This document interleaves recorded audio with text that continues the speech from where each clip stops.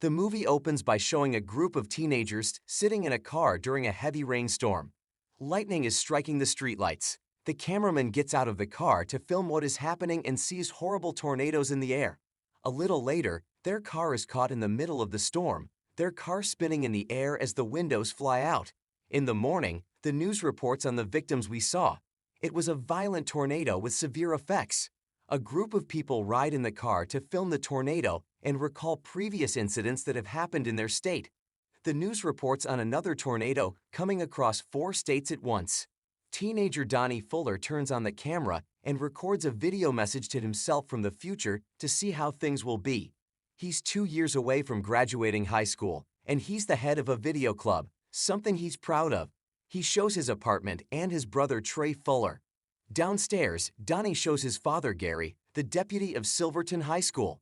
He asks not to be filmed, even though he has offered to document everything for the time capsule that will be opened in 25 years. Gary fears a storm will derail the entire graduation ceremony. Trey turns on the camera and once again talks about himself for the time capsule. Donnie is upset by his father's behavior, who is cold to him and refuses to take the car ride. He will ride his bicycle. Gary tries to at least explain to Donnie that it's okay, but he won't listen to his father and leaves for school. Jacob Hodges, meanwhile, shoots his crew, with whom they will have to capture the tornado. Allison Stone tries to explain to Pete Moore that this is a new storm, unlike the others, and they shouldn't go directly to its epicenter. But Pete is frustrated that they haven't filmed anything good in 3 months. Plus, they've stopped being funded, and Pete is paying for everything himself. Off of me. I just want you and your data to find me a goddamn tornado. Pete asks Daryl Carley, one of the band members, which option he likes better. Daryl says he trusts Allison's gut since she has a degree. They go to Silverton. In the meantime, the guys are filming their friend riding an ATV with a camera on his head. They're chasing views on YouTube. He has to jump over a burning pool but falls right into it. The pool breaks and the guy falls to the ground. The friends rejoice and believe the video will go viral. The stuntman's mother runs out of the house and is angry about the pool breaking, and the other guys notice the film crew's truck going to Silverton. And Pete is already in full swing showing off the power and equipment of their camera truck. 24 cameras, bulletproof glass, and lots of sensors, but his main feature is the support claws. They will keep them on the ground even at 270 kilometers per hour. The car also has a tower from which they plan to capture the eye of the tornado. Jacob films Allison talking to her young child named Grace. Donnie films his father getting beaten up by Headmaster Tom Walker, and Trey gets caught in the lens, also filming something for the time capsule. They're left to film almost all the interviews with people, and Trey even films the chemistry teacher's breasts. It seems to him that this should not go unnoticed. Trey sees Donnie's sweetheart Caitlin Johnson and asks to speak to her. She is upset about something. It turns out that his brother's concern was just a desire to play a joke on Donnie, and Trey surreptitiously films his brother trying to have an awkward conversation with his lady of the heart. She needed to relay important information about environmental issues in her report, but her videotape file got corrupted. Donnie offers his help because he has special equipment for this purpose. Even though he's supposed to be filming the graduation ceremony, he agrees to help with the filming right now because it's a deadline. Now Trey will be doing the prom all by himself. Trey films his friends playing basketball, men working on a construction site, a cheerleader who wishes she was from the future to marry Rich Chester, a Silverton resident who thinks the world will go to hell from bombs in 25 years, and one of the school's best students with his message to the future. Pete tries to find batteries for the camera, but Jacob has left them at the hotel. They'll have to go back for the batteries and make it before the storm hits, which will be there in an hour, if not less. Trey is filming prom preparations and his father, who can't find Donnie. He doesn't believe Trey can completely film the entire ceremony. And I can't do it, right? I didn't say that. Allison calls her mom on Skype to check on how she and Grace are doing together. The news says that the tornado has already hit Riverside. The team decides to leave Alyson alone to go to Riverside, but heavy golf ball-sized hail begins outside the window. Now the storm is coming to Silverton as well. Donnie never makes it to the ceremony because he's filming his sweetheart. They even manage to exchange compliments.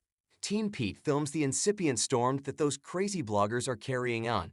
The tornado has a body forming, and it's looming over the city. It starts raining heavily at the prom, and the students run out of there in a panic. The tornado sweeps away everything in its path. Pete's team drives right into the path of the tornado to film the epicenter. Hairs! No, dude, it's your hairs! They're standing up on your head! The car claws away, and Pete climbs into the top of the cabin to film everything. Jacob screams in fear, but the tornado evades them. The tornado seems to be heading straight for the school. Pieces of trees fly into the school, shattering windows. The school is on alert, and everyone sits down in the hallway, covering their heads. Everything around collapses, including the ceiling. People are pulled right into the tornado, and the camera falls. After the tornado passes by, the father calls Donnie and tries to find out where he is, but he doesn't pick up the phone. Then Gary calls from Trey's phone, but doesn't have time to tell him about the impending tornado because the connection cuts out. A minute later, Donnie and Caitlin witness the horror for themselves. They jump into the basement to escape somehow. Gary leaves the destroyed school in time to save his son, but goes outside and sees the aftermath of the tornado. Everything is destroyed: trees, cars, in short, everything that was even standing there. Allison notices that another superstorm is headed for the city. Donnie and Caitlin get out of the rubble. The girl hurts her leg, but Donnie is not confused and quickly bandages the wound. Gary and Trey ride in the car, and he finally tells them where Donnie has been. The father is perplexed as to why his son hasn't told him anything, to which Trey replies that it's not easy to have a heart-to-heart talk with him. They meet Chester's dog along the way, and later Chester himself sitting in the car. He asks the people who come to help to take care of Chester and runs back to the car. Donnie and Caitlin try to contact anyone to get out of the wreckage, but can't reach anyone. Pete's team spots two crazy bloggers in town who have managed to get even more drunk and are waiting to be blown away by the tornado. I'm with my buddy Donk. Donk, what just happened? All right, so check. Allison can't just leave them on the street and begs Pete to take them with him because being in this condition, they will be killed by the tornado. Once again, the bloggers film a tornado appearing right in front of them, sucking everything into itself. Everyone starts to scatter, and a passing Gary and his son run out of the car to rescue Allison, who is flying into the tornado. He holds her all the way and she almost flies away, but luckily for her, the tornado stops. Jacob wants to go home because they just almost died, but Daryl reassures him because they will make a lot of money.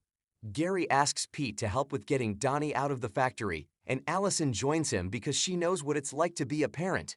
Pete agrees and takes Trey with him in the car, promising him $3,000 to keep filming. Donnie continues to bandage Caitlin's wound. The girl is very worried that no one will find them in time, but Donnie reassures her. Gary talks to Caitlin about life and mentions his wife's death. They discuss parenthood and their children. Donnie, meanwhile, tells Caitlin about his mother and how he never talked to her properly before she was in a car accident.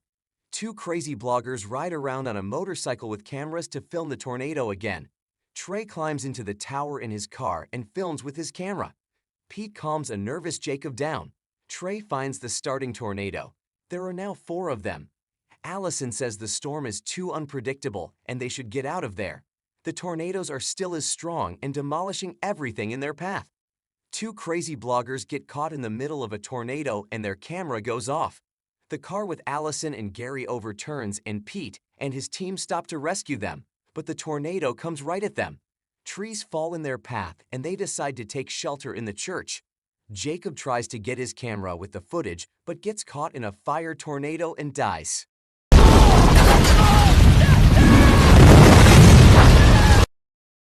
There's a reason he was so afraid to keep going. Gary isn't going to stick around the church while his son is in danger. Allison wants to talk him out of the idea, but remembering how she would behave if her child were there, decides to help Gary and asks Pete to help them. But he sits there in shock, not understanding anything. Allison blames Pete for Jacob's death, but Daryl remembers his last conversation and pulls the blanket of guilt over himself. He stays and tries to tell Jacob's parents what happened. Meanwhile, Donnie and Caitlin's pipe near them burst and they get flooded. The teens still have no connection to ask for help in any way. They are submerged up to their chests in water. Gary sees a car with survivors, but Donnie and Caitlin are not in it. Gary gets a message from Donnie, who screams about the factory being flooded. Donnie films Caitlin's last words, and she films Donnie apologizing to his father for their quarrel and wishing his brother all the best. With tears in his eyes, Donnie apologizes to his father for everything. Gary and Allison are already driving up to the site and hear a voice under the ground, but they can't move the wreckage of the building at all. Trey is not lost and accelerates his car to take down the iron beam. They manage to save Caitlin, but here Donnie gets his foot caught in the iron debris and is chained to the bottom. The father dives to his son and cuts the rope that holds the metal splinter with a knife. He manages to pull Donnie out, and his father gives him CPR in time to save his son at the last second. Gary hugs the kids and tells them how much he loves them. Pete pulls up to help them and invites them into his car. It turns out that the strongest tornado, the strongest ever, is coming to town. Gary and Pete's team go to the school to bust everyone away. The school principal resists, but after hearing Allison's words, he quickly changes his mind. People are put on buses and drive away from there while the whole school gets sucked into a huge tornado. An accident happens on the road, but they don't have time to stop because every second the tornado is rapidly catching up with them. Donnie tells his father where to stop to enter the storm drain, but the door to it is closed and Gary asks for a crowbar to open the hatch and get in. A cistern flies into their bus, which means something will soon fly into the others as well. After they all get inside, they close the hatch and see the tornado take everything in its path, the planes, the truckers with their cargo, all spinning like a waltz. But the grate is about to fall off and they all get blown down the chimney toward the tornado. The hatch is blown away by the wind too. Pete sacrifices himself, handing Gary all the flash drives with the information one last time. He gets in the car and holds the hatch with it. He lets his claws go into the ground, but they don't hold him at all, and Pete asks for a rope from the truck to something inside the drain. Does Pete have any chance of survival? There's the tornado itself looming over their manhole. We're about to find out. People almost get blown outside, but the tornado quickly passes and Pete is left alive. Allison asks what it was, to which Pete says it was just the eye of the tornado. It gets even harder next. The tornado comes with renewed vigor. Pete's car slowly gets clawed off and flies into the air. Meanwhile, Gary almost flies into the hatch hole, but still hangs on to the drain ladder.